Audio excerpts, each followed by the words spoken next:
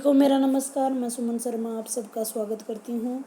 तुलसीदास की दार्शनिक विचार लेकर आज आपके साथ। तुलसीदास जी, जैसा कि आप जानते हो, वो केवल महान भगत कवि नहीं थे, वे एक चिंतक और दार्शनिक भी थे। भक्ति काल के वो महान कवि रहे हैं। उसमें भी दो काव्य धारा है, सगुण और निर्गुण। तो सगुण काव्य धारा में भी आगे दो पार्ट होते हैं। सगुण काव्य धारा में वो राम काव्य धारा के प्रवर्तक कवि माने जाते हैं। उनके काव्य जो है पूरी तरह से समर्पित है राम को, और उनके दार्शनिक विचारों की यहाँ बात कर रहे हैं। आगे आप जीवन परिचय और उसमें सब कुछ देख ही चुके होंगे। दार्शनिक विचारों में हम सबसे पहले बात करेंगे उनके ब्रह्मा के स्वरूप की, यानी चाहे कबीर का दार्शनिकता पूछी जाए, चाहे तुलसी की पूछी जाए, तो यही मुख्य बिंदु बनते हैं। ब्रह्म का स्वरूप, जीव का स्वरूप, जगत का स्वरूप और माया का स्वरूप, ये चार मुख्य बिंदुओं पर हम बात करेंगे। सबसे पहले ब्रह्म के स्वरूप की बात करें तो दार्शनिक विषयों में सबसे पहले हम ब्रह्म पर विचार करते हैं। तुलसी में भी ब्रह्म के निर्गुण, निराकार, निर्विकार और सर्वव्यापी सच्चिदानंद अनादि विश्व रूप को उन्होंने कहा है। उन्होंने राम को ही ब्रह्मा कहा है। राम और ब्रह्मा की एकता की बात उन्होंने कही है। जैसे इस पद के माध्यम से आप देख सकते हो, अमल अनवद अद्वैत निर्गुण सगुण ब्रह्म सुभि राम नर भूप रूपी। वे ब्रह्म के व्यापक और सर्वव्यापी, व्यापक एक ब्रह्मी अविनाशी सत चेतन घन आनंद राशि तुलसीदास के आराध्य राम है। दरअसल निर्गुण और निराकार ब्रह्म के ही सगुण साकार अवतार है। अवगुण सगुण दुई ब्रह्म स्वरूपा एकथत अगा अनादि अनुपा। तुलसीदास का मानना है, जब जब संसार में अधर्म बढ़ता है, तब तब असुर और अभिमानी लोग जब बढ़ जाते हैं, तब तब ब्रह्म का अवतार लेता है। जब जब होई धर्म की हानि, बढ़ी असुर अभिमानी, तब तब प्रभु धरी विविध शरीरा, हर ही कृपा नदी सजन पीरा। इस प्रकार वो कहते हैं कि निर्गुण और निराकार ब्रह्मा ही हैं, लेकिन वो जब जब जरूरत पड़ती है तब तब शरीर धारण करके इस संसार में अवतरित होते हैं। वही भक्तों के प्रेम के वशीभूत होकर सगुण साकार रूप धारण कर लेते हैं। हम देख पाते हैं कि तुलसीदास का जो ब्रह्म स्वतंत्र और सच्चिदानंद घन है, वे सर्वज्ञ, अनवद, निराकार, नित्य, निरंजन, अविनाशी, अमोघ और शक्ति संपन्न है। वही ब्रह्मा के रूप में अवतरित हुए हैं और नाना प्रकार की मानवीय लीलाएं वो करते आ रहे हैं। उनकी जो लीलाएं हैं वो विचित्र हैं, मुनियों को भी भ्रमित कर देती हैं। अवतारवाद ब्रह्मा के स्वरूप का ही विस्तार है। अवतार के रूप में, चाहे वो राम के रूप में हो या चाहे कृष्ण के रूप में।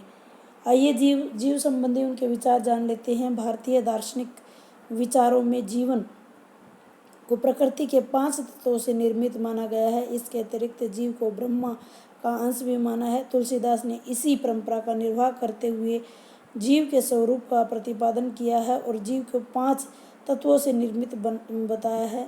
क्षिति जल पावक गगन समीरा, पंच तत्व मिली बनहु शरीरा। वे यह भी कहते हैं कि यह जीव मन, प्राण और बुद्धि से विलक्षण है। यह ईश्वर का ही एक अंश है, अतः ईश्वर के ही समान चेतन, अमूल, अविनाशी, सहज और सुख का भंडार है। किंतु माया के वशीभूत हो जाने के कारण यह मूल स्वरूप से भूल चुका है। ईश्वर अंश जीवन अविनाशी, चेतन, अमल, सहज, सुख राशि, सो माया बस परो गोसाई, बंध्यो कीर मस्तक के नाई। संपूर्ण दार्शनिक परंपरा में जीव और माया के संबंध में संसार का निर्माण हुआ है। तुलसी भी यही कहते हैं कि माया का प्रभाव जीव पर होता है, ईश्वर पर नहीं।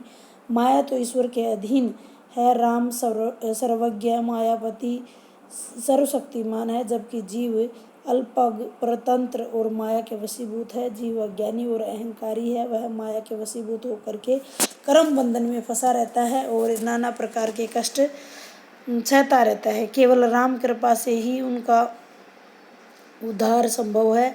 जीव माया के कारण ही असल रूप से अलग होकर मलिन हो जाता है और सुख को त्याग कर दुख को ग्रहण कर लेता है। जीवन का यह स्वरूप परंपरागत है। तुलसी इसी स्वरूप को ग्रहण करते हुए कहते हैं और नई बात नहीं जोड़ते हैं। जीव कर्म करने में तो स्वतंत्र है, किंतु फल को भोगने में वो परतंत्र है। इस प्रकार की बात उन्होंने मानी है। हमारा जो माया के वशीभूत होकर जीव सांसारिक जाल में फंसता जाता है और माया के सिंचन या संहार करने वाली है, जहाँ वे जीवन और ब्रह्म के बंधन को स्वीकार करते हैं। इस बंधन से मुक्ति कैसे मिल सकती है, इस प्रकार के विषय में तुलसी ने स्पष्ट किया है कि मायापति ईश्वर की कृपा से ही इस प्रकार के बंधन से मुक्ति मिल सकती है। तुलसीदास ने जीवन को ईश्वर का अंश माना है और ईश्वर से पृथक उन्हें स्वीकार किया है। जीवन की मुक्ति के लिए वे राम की कृपा और दास्य भाव की भक्ति की अनिवार्यता पर बल देते हैं। राम की कृपा करे तो यह जीवन माया के बंधनों से मुक्त हो जाता है। आइए जगत के स्वरूप के बारे में बात कर लेते हैं। जैसा कि हमने ऊपर पढ़ा है कि तुलसी के दार्शनिक विचार परंपरा में आए विचारों के अनुरूप ही जगत के संबंध में भी तुलसी मानते हैं कि राम यानी ब्रह्म ही जगत में निमित्त और उपादान का कारण है। जब राम या ब्रह्म सत्य हैं तो जगत भी सत्य होना चाहिए। विनय पत्रिका में कई पर्वों में तुलसीदास ने जगत की भयंकरता, विषमता आदि के बारे में बताया है। जगत में संसार में व्याप्त पाखंड, काम, क्रोध, मोह, माया, तृष्णा, दंभ, कपट इत्यादि सदैव जीव को भ्रमित करते रहते हैं और जगत इसी स्वरूप के अलावा तुलसी ने सिया राम में भी स्वीकार किया है। काऊ कह सत्य, झूठ कह काऊ, जुगल प्रबल काऊ माने, सिंचन को संहार करने वाली और जीवन और ब्रह्मा की एकता स्थापित करने वाली है। तुलसी परिहार तीन ब्रह्म सो आपुन पहचाने, यह कहकर तुलसीदास ने संसार की सत्यता, मिथ्याता और सत्य और असत्य तीनों बातों को ही मिथ्या ठहरा दिया है। तुलसी के तीनों भ्रामक रूपों को छोड़कर भक्ति को अपनाने का आग्रह किया है और इस प्रकार के जगत के निरूपण में शंकर तथा अंत में भक्ति का प्रतिपादन में रामानंद का सहारा लेकर तुलसी ने जगत संबंधी विचारों को प्रस्तुत किया है। वे उनके विचारों से प्रभावित दिखाई देते हैं।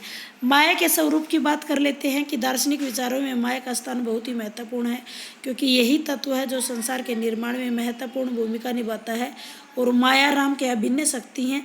इसी शक्ति के द्वारा राम सृष्टि का कार्य संपन्न करते हैं। माया सीता है और राम के साथ ही वह सदा अवतार लेती हैं।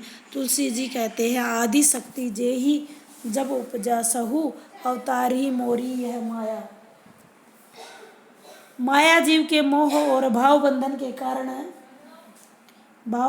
कारण है। इन्हें माया को अविद्या का रूप माना है। माया का दूसरा रूप विद्या है, वह ब्रह्मा की शक्ति है और जो विश्व का सृजन, सिंचन और संहार करने वाली है। जहाँ वे जीव और ब्रह्म की एकता को स्वीकार करते हैं, वहाँ वे रामानुज के आधार पर ही मुक्ति की अवस्था में जीव और ब्रह्म में द्वैत स्वीकार करते हैं। इसी तरह हम तुलसी के दार्शनिक विचारों का परिचय पा सकते हैं।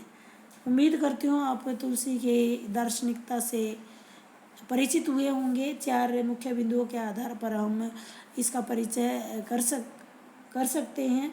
इसको आप आरेख या डायग्राम फॉर्म में भी बना सकते हैं। 4 चीज़ें इसमें हैं: माया संबंधी, माया का स्वरूप, जगत का स्वरूप